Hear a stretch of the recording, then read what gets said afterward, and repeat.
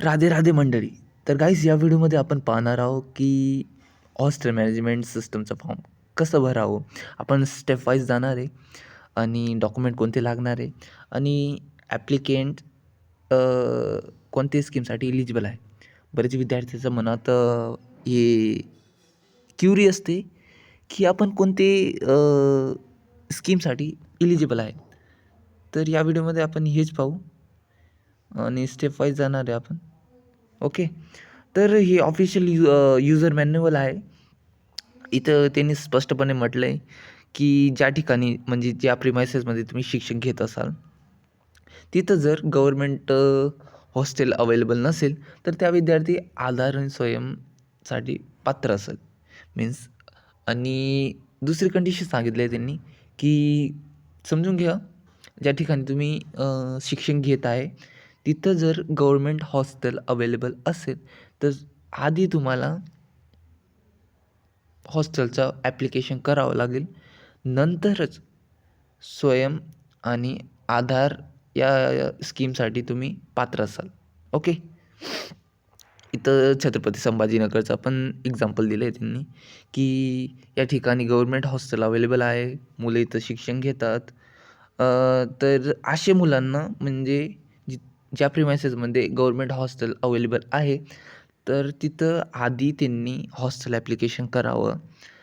आणि by chance जर seat available नसेल तर त्याच विद्यार्थी स्वयं आणि आधार योजनेसाठी पात्र राहतील.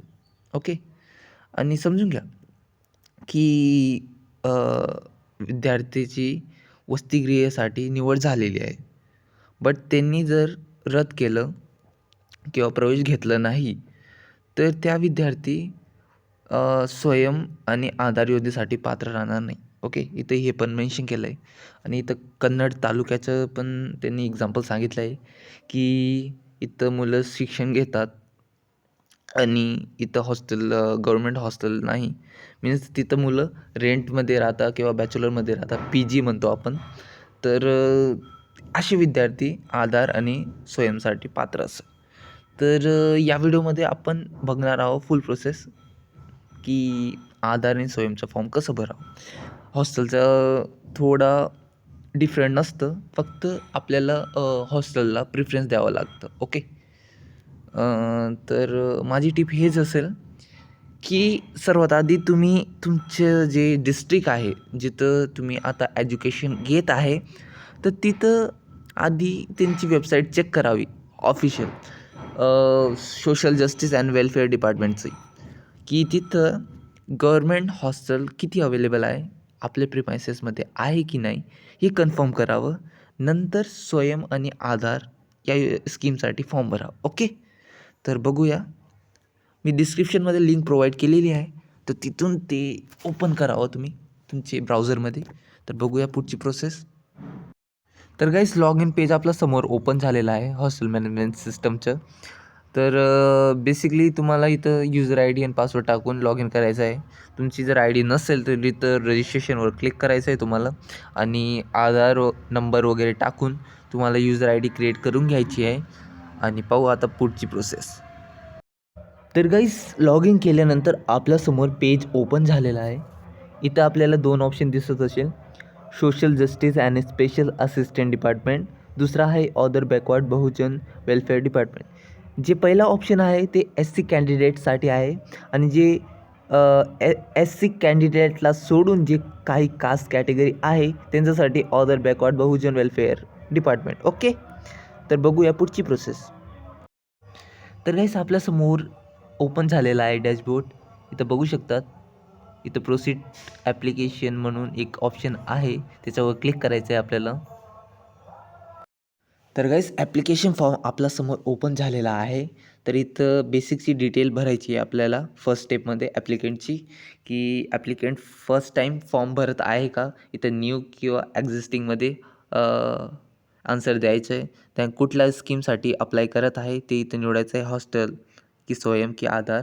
ॲप्लिकंटचं पूर्ण नाव, जेंडर, DOB ॲज पर आधार येईल, कारण की तिकडनं डिटेल फॅच होतील आपले. ॲप्लिकंटचा मोबाईल नंबर, मार्शल स्टेटस टाकायचे तुम्हाला इथं.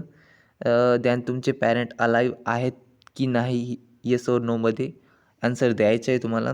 Mother name as per marksheet टाकायचं आहे तुम्हाला. जसं मार्कशीटवर असेल तसं टाकावं. ऑर्फान आहात का तुम्ही? येस और नोमध्ये उत्तर द्यायचं आहे. कास्ट सर्टिफिकेट डिटेल टाकायची तुम्हाला. कॅटेगरी निवडायची आहे. कास्ट टाकायचं आहे, इथं सर्च करू शकता तुम्ही. सर्टिफिकेट नंबर जे आपलं आउटवर्ड नंबर असतं ते टाकावं. आणि जर तुमची जे कास्ट सर्टिफिकेट आहे ओल्ड असेल बट तुम्ही व्हॅलिडिटी काढलेले असेल तर व्हॅलिडिटीवर बेरिंग नंबर असतं तर ते टाकावं इथं. ओके.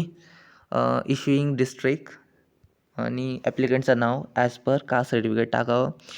इश्युईंग अथॉरिटी कोणी इश्यू केलं आहे, SDO, DY कलेक्टर ॲसेट्रा, तर इथं ते चूज करायचं आहे तुम्हाला. इश्यू डेट बॉटमला लेफ्ट कॉर्नरला दिलेली असते ते टाकावे इथं. दॅन डोमिसाईल डिटेल द्यायचे. डोमिसाईल सर्टिफिकेट असेल तर टाका इथं मेन्शन करा सर्टिफिकेट नंबर वगैरे. नसेल तर तुम्ही त्याच्याऐवजी काय काय देऊ शकता, रेशन कार्ड देऊ शकता, इलेक्शन आयडेंटिटी कार्ड किंवा बर्थ सर्टिफिकेट किंवा स्कूल लिव्हिंग सर्टिफिकेट देऊ शकतात. Okay. Domicile certificate number serial number असतं तर ते टाकावं इथं. आणि इश्यू कोणी केलं आहे, एक्झिक्युटिव्ह मॅजिस्ट्रेट की तहसीलदार, ते इथं चूज करून घ्या तुम्ही.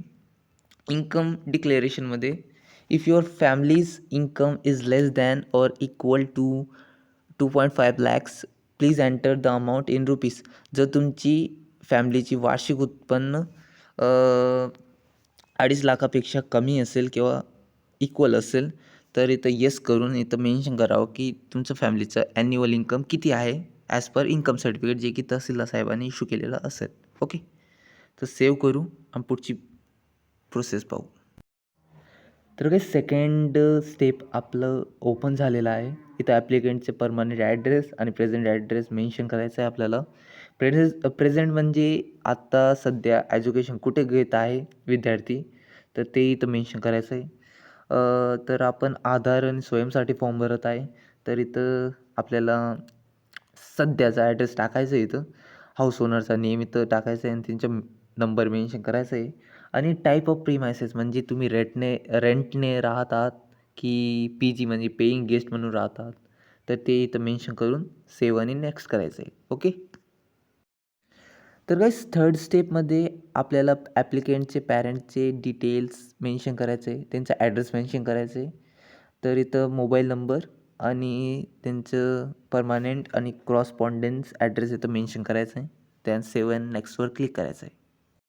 तर गाईस फोर्थ स्टेपमध्ये आपल्याला ॲप्लिकेंटचे क्वालिफिकेशन लेवल इथं मेन्शन करायचं आहे. स्टेट निवडायचं आहे तुम्हाला आधी, दॅन डिस्ट्रिक्ट, दॅन तालुका, दॅन विलेज.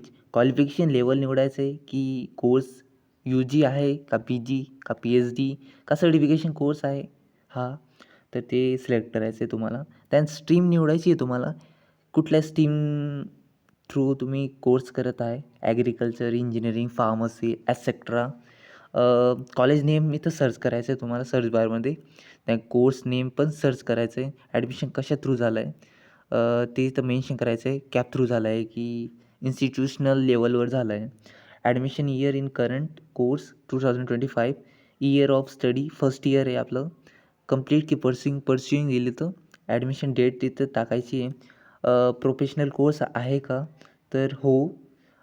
गॅप इयर इथं ॲप्लिकेबल असेल तर इथे दाखवेल तुम्हाला. मोड कुठला आहे, रेग्युलर की डिस्टंट, तर इथं रेग्युलर आहे आपला मोड. सेव्ह केल्यानंतर बॉटमला तुमचे कॉलेजची डिटेल इथं दिसेल तुम्हाला. ओके. दॅन नेक्स्ट करायचं आहे तुम्हाला. तर गाईस फिफ्थ स्टेप आपलं ओपन झालेलं आहे. तर इथं बघूया कसं ॲड करू शकतो आपण. इथं institute, state, then district, then taluka. Qualification लेवलमध्ये आपल्याला स्टेप वाईज जायचं आहे.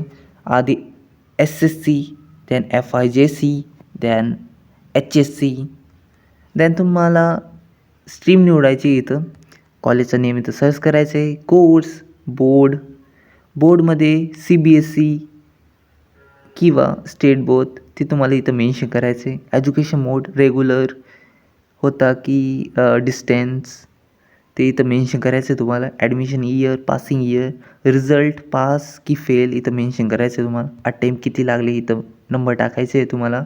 त्या पर्सेंटेज CGPAमध्ये जर पर्सेंटेज असेल तर ते इथं मेन्शन करावं आणि तुम्हाला डॉक्युमेंट अपलोड करावं लागेल. तुम्ही जर गॅप घेतलेला असेल तर इथं यस करून तुम्ही गॅप इथं मेन्शन करू शकता. तर बघूया, इथं बघू शकता तुम्ही स्टेप वाईज आपण मेन्शन केलेलं आहे 2022, 23 आणि 24 आधी 10वी, दॅन 11वी आणि 12वी. आणि जर तुम्ही पोस्ट ग्रॅज्युएशनसाठी हॉस्टेल स्कीममध्ये फॉर्म भरत असाल तर इथं तुम्हाला अंडर ग्रॅज्युएट क्वालिफिकेशन आणि रिझल्ट पण मेन्शन करावं लागेल. ओके, तर बघू पुढची प्रोसेस. तर गाईस 6 स्टेपमध्ये आपल्याला अदर डिटेल मेन्शन करायचे, जसं की आपण मेंटेनन्स अलावेन्स घेत आहे का, तुम्ही सेल्फ एम्प्लॉईड आहेत का, कुठलाही बिझनेस ओन करतात का, किंवा ॲप्लिकेंट डिसेबल्ड आहे का. डिसेबल्डमध्ये जर तुम्ही येस केलं तर तुम्हाला पर्सेंटेज ऑफ डिसॲबिलिटी ते मेन्शन करावं लागेल. ते तुमच्या कार्डवर दिलेलं असेल. दॅन सेव्ह अँड नेक्स्टवर क्लिक करायचं आहे तुम्हाला. तर गाईस 7th स्टेप ओपन झालेलं आहे आपलं. तर यात आपल्याला डॉक्युमेंट्स अपलोड करायचे. जर तुम्ही हॉस्टेलसाठी फॉर्म भरत असाल तर 7th स्टेपमध्ये तुम्हाला हॉस्टेल जे तुमचे प्रिमायसेसमध्ये अवेलेबल असेल त्यांना प्रिफरन्स द्यावं लागतं, जसं आपण कॅप राऊंडमध्ये भरत असतो कॉलेजेस त्याचप्रकारे. आणि जर स्वयं आणि आधारसाठी तुम्ही अप्लाय करत असाल तर तुम्हाला 7th स्टेपमध्ये डॉक्युमेंट अपलोड करावे लागेल. त्यान पेमेंट ₹23.60. ओके, तर बघूया डॉक्युमेंट स्टेप वाईज. 10वीची मार्कशीट, 12वीची मार्कशीट, इन्कम सर्टिफिकेट जे की तहसीलदार साहेबांनी इश्यू केलेलं असेल. फॉर्म नंबर 16 पण देऊ शकता जर नसेल तर, जर तुमचे फादर एम्प्लॉईड असेल तर. ओके, कास्ट सर्टिफिकेट द्यायचं आहे तुम्हाला इथं. त्यान व्हॅलिडिटी, डोमसाईल सर्टिफिकेट इथं अपलोड करायचं आहे. नसेल तर तुम्ही रेशन कार्ड पण करू शकता, स्कूल लिव्हिंग सर्टिफिकेट पण, किंवा बर्थ सर्टिफिकेट पण. ओके, जे तुमचं रेसिडेंट प्रूफ करत असेल तर. Okay, school living certificate, bonafide और ॲडमिशन फीस रिसिप्ट जे कॉलेजने प्रोव्हाइड केलेली असेल तुम्हाला. गॅप सर्टिफिकेट द्यायचं आहे तुम्हाला. जर मागच्या स्टेपमध्ये तुम्ही जर मेन्शन केलेलं असेल गॅप तर तुम्हाला गॅप सर्टिफिकेट लागेल. CGPA to percentage conversion document, जर तुम्ही CGPA मेन्शन केलेलं असेल पास्ट क्वालिफिकेशनमध्ये तर तुम्हाला कन्व्हर्जन सर्टिफिकेट लागेल. ओके, ॲफिडेविटबद्दल नंतर बोलू आपण. कॉलेज अटेंडन्स लागणार आहे तुम्हाला 3 महिन्याची. दॅन रेंट रिसिप्ट आणि हाऊस ओनरचे डॉक्युमेंट कुठलाही देऊ शकता यापैकी. इलेक्ट्रिसिटी बिल किंवा प्रॉपर्टी टॅक्स बिल किंवा PG रजिस्ट्रेशन सर्टिफिकेट. तर आता बोलूया ॲफिडेविट्सबद्दल. तर गाईस ॲफिडेविट तुम्हाला प्रिपेअर करायचं आहे. जर तुमची एज 80+ असेल तर तुम्ही स्वतः करू शकतात, नसेल तर पॅरेंटला करायला सांगा. ओके, तर बघूया फर्स्ट ॲफिडेविट. इथं नॉटराईज डिक्लेरेशन द्यायचं आहे तुम्हाला की ॲप्लिकेंट इथला रहिवासी नसून हा रेंटवर राहत आहे. आणि दुसरा डिक्लेरेशन आहे की ॲप्लिकेंट कुठल्याही गव्हर्मेंट हॉस्टेलमध्ये राहत नाही. आणि तिसरा पण तेच सेम जे फर्स्टमध्ये अपलोड करणार आहे आपण. तर यांची जर फॉर्मॅट माझ्याकडे अवेलेबल असेल, मला जर माहिती मिळाली तर मी नक्कीच चॅनलवर शेअर करेल. आणि अशाच इन्फॉर्मेटिव्ह व्हिडिओज बघण्यासाठी चॅनलला नक्कीच सबस्क्राईब करा. व्हिडिओ जर आवडले असेल तर लाईक करा आणि शेअर पण करा. Thanks for watching.